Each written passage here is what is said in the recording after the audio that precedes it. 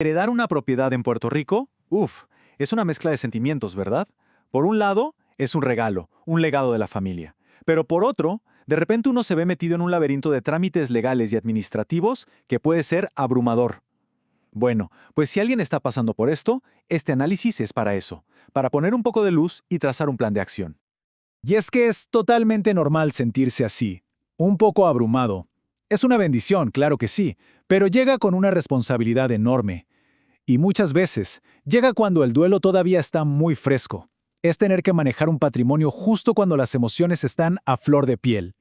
Y esa es la pregunta del millón, ¿no? ¿Por dónde se empieza? Para quienes viven fuera de la isla, la sensación de no saber qué hacer puede ser paralizante.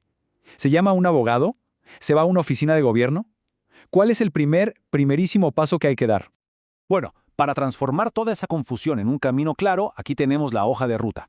Vamos a seguir estos 5 pasos para desglosar todo el proceso, desde el principio, la parte emocional y legal, hasta llegar a la venta final. Ok, vamos a meternos de lleno.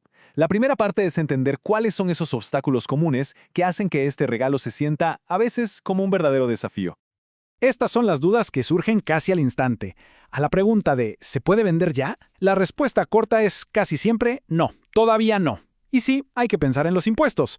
Los desacuerdos entre herederos son súper comunes, y afortunadamente hay formas de manejar todo el proceso a distancia. Si algo de esto suena familiar, es importante saber que no se está solo en esto. De hecho, es el escenario más habitual en la mayoría de las herencias en la isla. Y la buena noticia es que ya existe un procedimiento, un camino establecido para resolverlo todo. Ahora sí, pasemos a la acción. Porque antes de siquiera pensar en poner un letrero de «se vende», hay que construir una base legal que es, pero absolutamente indispensable. Y aquí está la palabra clave: sucesión. Básicamente es el procedimiento formal para que la ley reconozca quiénes son los nuevos dueños. Y que quede súper claro, sin completar la sucesión, cualquier intento de venta no es legalmente válido. Es la primera gran barrera que hay que cruzar. Ahora, el camino de la sucesión se divide en dos. Si la persona que falleció dejó un testamento, el proceso es más directo. Simplemente se siguen sus instrucciones. Pero seamos honestos, en la mayoría de los casos no hay testamento. Y es ahí donde entra en juego un documento fundamental. Ese documento se llama la Declaratoria de Herederos. Piensen en ella como el veredicto oficial que dice: estas son las personas que legalmente tienen derecho a heredar. Esto se tramita con un abogado notario o en el tribunal, y es el primer documento formal que se necesita para demostrar que se es un heredero. Una vez que se establece legalmente quiénes son los herederos, el siguiente paso es lidiar con un par de agencias de gobierno. Y aquí es donde la paciencia y el orden son nuestros mejores amigos. Primera parada, el Departamento de Hacienda. Aquí hay que radicar la planilla de caudal relicto. Ojo, aunque suene a impuesto, en la mayoría de los casos en Puerto Rico no se paga nada por heredar. Sin embargo, radicar esta planilla es obligatorio. Es como un inventario formal de todos los bienes que se le entrega al gobierno. ¿Y para qué se hace todo esto? Para conseguir el verdadero premio, el relevo de Hacienda. Este certificado es la luz verde. Es el papel que confirma que la propiedad no tiene deudas pendientes con el Estado. Sin este documento, el registro de la propiedad no inscribe el traspaso. Así de importante es. La segunda agencia en la lista es el CRIM.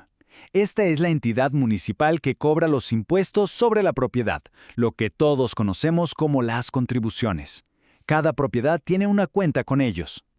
Y al igual que con Hacienda, aquí el objetivo es obtener un certificado. La certificación de no deuda del CRIM es la prueba de que la propiedad está al día. Si hay deudas, hay que pagarlas antes del cierre, porque ningún cierre de venta se va a dar con deudas pendientes. Muy bien, ya salimos del papeleo gubernamental. Ahora pasamos a la parte práctica, que es preparar tanto a los herederos como a la propiedad para salir al mercado. Aquí hay varios puntos clave. El número 1 y el más importante, el consenso. Todos los herederos tienen que estar de acuerdo en vender, si no, no hay venta. Segundo, un poder legal. Esto simplifica la vida enormemente, sobre todo si hay herederos viviendo fuera. Y por supuesto, lo práctico. Evaluar la casa, limpiarla, mejorar su apariencia y ponerle un precio realista, no uno sentimental. Y que es posible, es posible. Este testimonio de Carlos desde Orlando lo demuestra. Él y sus hermanas lograron vender la casa de sus padres sin tener que viajar, y rápido. Con la guía adecuada se puede manejar todo a distancia, que es una de las mayores preocupaciones. Y finalmente llegamos al proceso de venta. Ahora es cuando todas esas piezas que hemos ido juntando por fin encajan. Con la parte legal encaminada y la propiedad lista, entramos en la fase final. Aquí está el resumen de todo el viaje. Primero, confirmar la herencia. Segundo, obtener el relevo de Hacienda. Tercero, saldar deudas con el CRIM. Cuarto, y superimportante, inscribir la propiedad a nombre de los herederos. Y entonces sí, mercadear, vender y coordinar el cierre. Cada paso depende del anterior. Para tener una expectativa realista del tiempo, este cronograma es muy útil. El proceso completo, desde que se empieza hasta que se cobra el dinero, suele tomar entre 3 y 6 meses. La fase legal del principio es la que, a menudo, se lleva más tiempo de lo que uno cree. En cuanto a los costos, estos son los principales.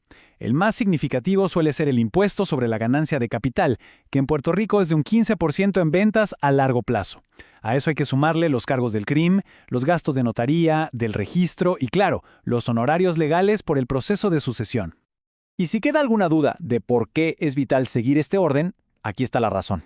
Un título que no esté debidamente inscrito a nombre de los herederos es una bandera roja gigante para los bancos.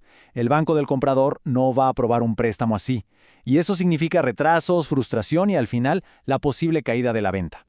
Así que cerramos con esto. Después de ver todo el mapa, la respuesta nos lleva de vuelta al principio del camino legal.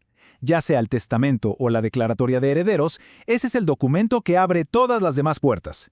Identificarlo y obtenerlo es el primer paso real para poder avanzar y, al final, honrar ese legado familiar.